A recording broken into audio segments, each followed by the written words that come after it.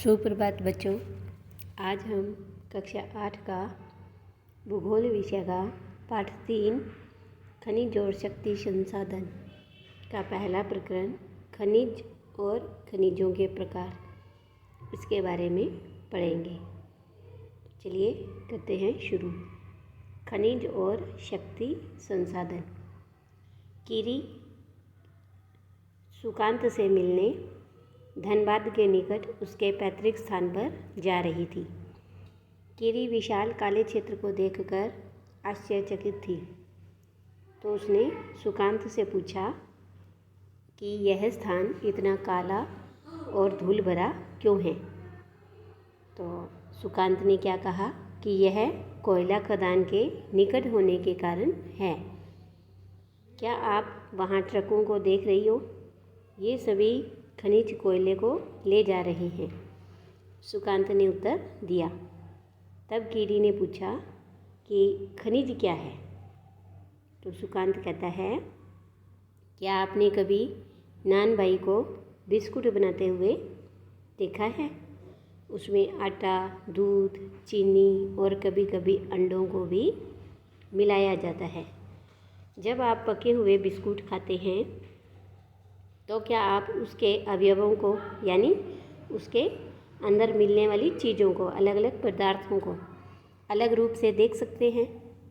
हमें नहीं दिखाई देते ना, जैसे बिस्कुट के अंदर हमें चीनी दिखाई नहीं देती है ना, वैसे ही जिस प्रकार बिस्कुट में मिली हुई कई वस्तुओं को आप नहीं देख सकती हैं, उसी प्रकार इस पृथ्वी पर चट्टानों में भी कई पदार्थ मिले होते हैं, और यही पदार्थ क्या कहलाते हैं? खनिज कहलाते हैं। ये खनिज पृथ्वी की चट्टान परपटी पर सभी जगह फैले हुए होते हैं। तो प्राकृतिक रूप से प्राप्त होने वाला पदार्थ जिसका निश्चित रासायनिक संगठन हो, वह एक खनिज कहलाता है।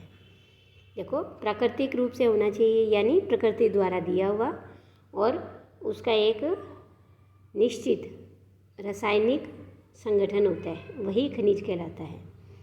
खनिज सभी स्थानों पर समान रूप से वितरित नहीं होते, यानी कहीं खनिज या ये चट्टानें हैं वो ज़्यादा होती हैं और कहीं कम होती हैं।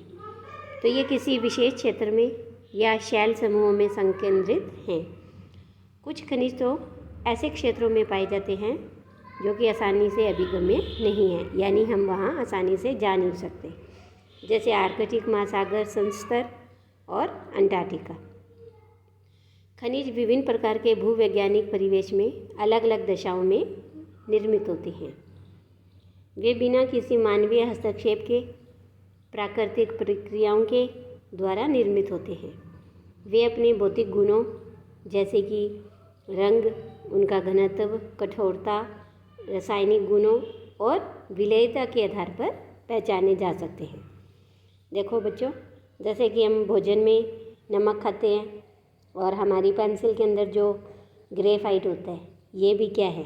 ये भी एक प्रकार का खनिज होता है। तो अब हम पढ़ेंगे खनिजों के प्रकार। पृथ्वी पर 3000 से अधिक विभिन्न प्रकार के खनिज हैं। संरचना के आधार पर खनिजों को हम 2 भागों में बांट रहे हैं, एक धात्विक और दूसरा अधात्विक। तो ये तो हुआ उसकी संरचना के आधार पर। खनिजों का वर्गीकरण 2 प्रकार से किया हमने।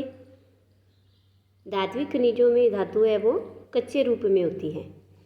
धातुएं कठोर पदार्थ हैं जो ऊष्मा और विद्युत को सुचालित करती है, जिनमें द्युति यानी कि चमक की विशेषता होती है, यानी जो चीज़ चमकती है वो धात्विक खनिज होती है। लो अयस्क, बॉक्साइट, मैंगनीज, अयस्क इनके कुछ उदाहरण हैं। धात्विक खनिज लो भी हो सकता है और अलो भी हो सकता है। अब ये लो और अलो कैसे? कि लो खनिजों में जैसे लो अयस्क, मैंगनीज और क्रोमाइट में लोहा होता है, और अलो खनिज में लोहा नहीं होता, किंतु कुछ और धातुएं होती हैं, जैसे सोना, चांदी, तांबा और सीसा। ये सभी धातु तो है, पर अलोह, कौन सी? अलोह धातु है। इसलिए जो धात्विक खनिज हैं वो दो प्रकार के हमने पढ़े, एक लो और एक ये वाली, दो हैं, लो और अलो। इसके बाद देखो आगे कि अब हम ये देखेंगे कि जो अधात्विक खनिजों में धातुएं नहीं होती हैं। धात्विक में तो हमने धातुएं पढ़ी थी, लेकिन अधात्विक में धातु नहीं होती। उसमें क्या आता है? चूना पत्थर, अब्रक और जिप्सम, ये इन खनिजों के उदाहरण हैं। खनिज ईंधन जैसे कोयला और पेट्रोल, ये भी अधात्विक खनिज ही हैं। अब इन खनिजों को हम कैसे निकाल सकते हैं?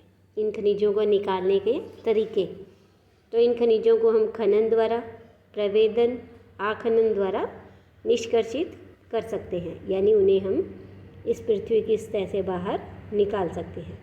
यानी इनके खनिजों की विधियां हैं, निष्कर्षण की विधि है खनन, प्रवेदन और आखनन। और खनन भी दो प्रकार का, विवृत खनन और कूपकी खनन। पृथ्वी की सतह के अंदर दबी शैलों से खनिजों को बाहर निकालने की प्रक्रिया खनन कहलाती है। यानी कि जो पृथ्वी के अंदर दबी हुई शैलें हैं, उनसे खनिजों को बाहर निकालना ही खनन कहलाता है। खनन से ही खुदाई बनता है। खनिज जो कम गहराई में स्थित हैं, वे पृष्ठीय स्तर को हटाकर निकाले जाते हैं और इसे ही विवृत खनन कहते हैं। गहन